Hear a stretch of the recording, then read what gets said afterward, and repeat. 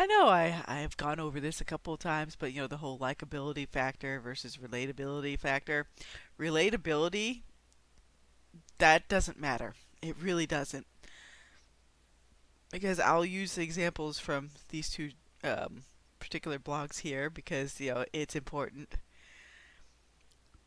When it comes to relatability, most times that means you're looking at characters that are mostly for themselves. They hardly have any reason to really follow them. They're sad sacks because the people that are making them don't see the value of being, in reality, heroic or something to strive for. And when people try to make somebody that can be heroic or aspirational, they'll label them, oh, they're too perfect, they're boring like Superman, and things like that. Well, here, the shoe's on the other foot. I find relatability boring. Dead ass boring. Because I already know what my flaws in other things are. I don't want to be reminded of that in books that I want to read to escape. It's goddamn annoying.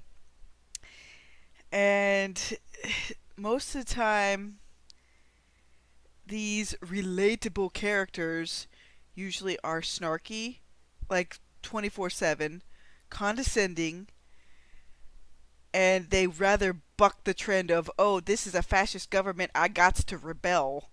You know, I see it just happening over and over and over and over again in books where it's just like, that's old hat to me. Giving relatability to characters doesn't mean giving them flaws out the ass and make them to our level. Because no matter how well you can write or anything else, characters on a page are just that. They're not actual people, so you can't 100% fully mimic a real person. You can take aspects of people's personalities, you can take aspects of whatever their moral code is and everything else, but it's a representation of a person, but not an actual person in and of themselves. Um, Relatability is just a crutch to me. Because more often than not, it's more in the vein of what modern writers think is the end all be all of writing. It's like, no, don't worry, no, they can't be likable, they can't be inspiring, they have to be just as sad sack as everybody else. Well, you know what? I don't give a shit no more. I don't want sad sack protagonists. That's why even when I watched a little bit of the controversy surrounding all the Game of Thrones stuff, it's like, Jon Snow, I don't want it, I don't want it, McQueen, McQueen. It's like, dude, you are like the equivalent of a guy with no balls. What are you doing? uh, I'll give you a little secret. Most women in they would rather key in on somebody who will actively talk to them and have different opinions than just somebody that's just constantly cheering them on from the side like, yeah, you can do it. It's like, no, even though it does hurt sometimes, it's like, I'd rather have honest feedback from people than somebody just cheering me on from the sidelines like, oh yes, you go queen, you go girl, you could do it. It's like, no, most times in life you have to realize that there are some setbacks or some things that just won't pan out, but doesn't mean you stop trying. That's what I see with characters, what I want them to do. I don't want them to stop trying. I want them to keep going at it until they succeed. Um, but when it comes to escapism, I want it to be over the top, like spectacle where it's like, I don't watch movies to be bored by people sitting around a campfire talking all the time. That sort of thing. Like, that also plagues comics and books too. Talk, talk, talk, eat, talk, talk, talk, talk, eat, talk, talk, talk, talk. You know, who wants to read that? And then, with this other blog here, because I'll link both of them, because seriously, this is some good stuff developing here. Relatable characters are a false myth. Like, yes! Mmm! Yes! Thank you! Thank you! Somebody else is saying it. Ah! Yeah! It is a common stance among the highest spheres of entertainment industry, especially among star writers of any kind, that your characters must be relatable to the public. Relatable, not likable, mind you. And yes, a lot of people do realize what that is all about. But yeah, I agree with them here. You're free to think that the intent is positive. I do not. But anyone with common sense can see how bad the outcome has been. When not striving to destroy the industry they are working in, corporate writers sought to gain attention by saying, look, my hero is imperfect, just like you, and ended up telling stories of vicious people whom nobody really likes. That that is what knocks me out of most modern stories nowadays. What knocks me out of most entertainment nowadays. It's like, why do I want to follow these asshole protagonists around when that's like the norm everywhere? I think that's also the reason why I've gotten burnt out on some settings where it's just like I just gotta full on stop, take a break. Even though stuff like Berserk and everything else is well built and engaging, I'm just going to take a break for now with the extremely grim dark stuff, just because it's not really clicking with me at the moment. Now, that doesn't make it a bad medium. It's just that I need a break. And then when they are not just villains, but basically a villain set up in hero's clothing, relatable characters.tm are like participants to a reality show, ready to be mocked and put down for their own shortcomings. Their stories being humiliation rituals designed to provide vulgar satisfaction while saying you are just as bad as them. Yep. It's like having Jerry Springer 24/7 with most of these protagonists, with the dysfunctional families, with the dysfunctional relationships.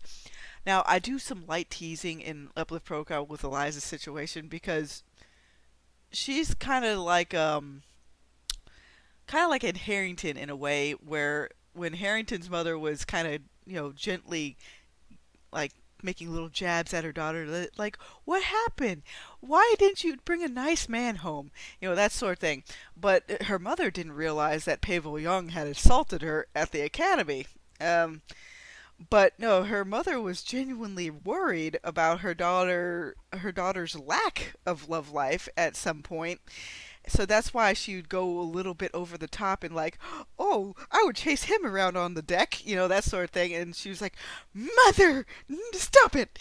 So I decided to give Eliza kind of a little bit of that aspect, not so much with like, oh no, there's rape in the background, but no, more of the aspect of she's very private when it comes to the bedroom.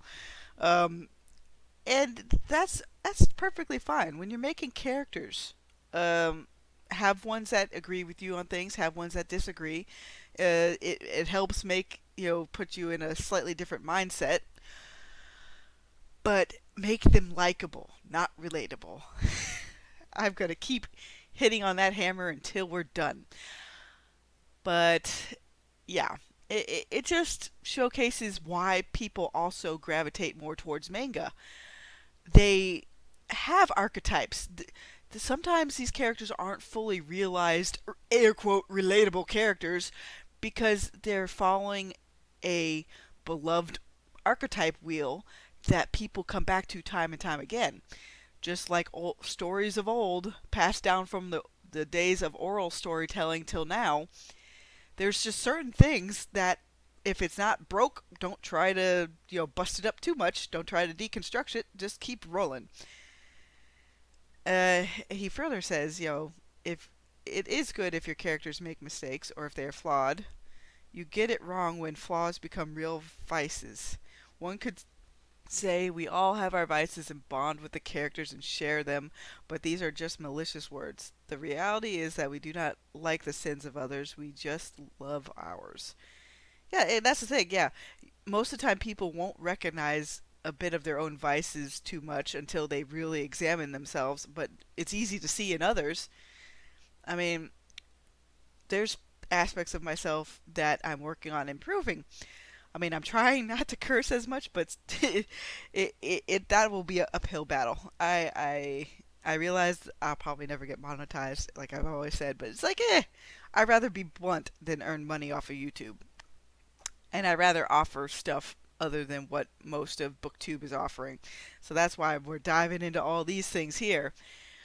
Relatable characters are a vehicle for, more often than not, for the writer to make like some soapbox about something. The sad sack relatable villain, oh, and his or her journey from villainy to redemption isn't at like Xena's at all. It's hollow, it's malicious, it's more than, often not holier than thou, and it's like, oh, my protagonist, villain protagonist, is right in a very twisted, fucked up way. He's right, and it's like, ugh. I hate those ones the most. It's like, Jesus Christ, it's not bad. It's not bad storytelling just to have a regular black hat villain versus a white hat hero. It really isn't. It's a form of storytelling that I wish more writers would get back into. We have to make that much more prevalent. I want my wheelhouse to get fed properly. And I guess in a way that's how some of the woke people see it. They want to feed their whole political wheelhouse, so they flood the market with their political claptrap. Well, guys, we gotta buckle up and do the same dang thing. Have a good day, everybody.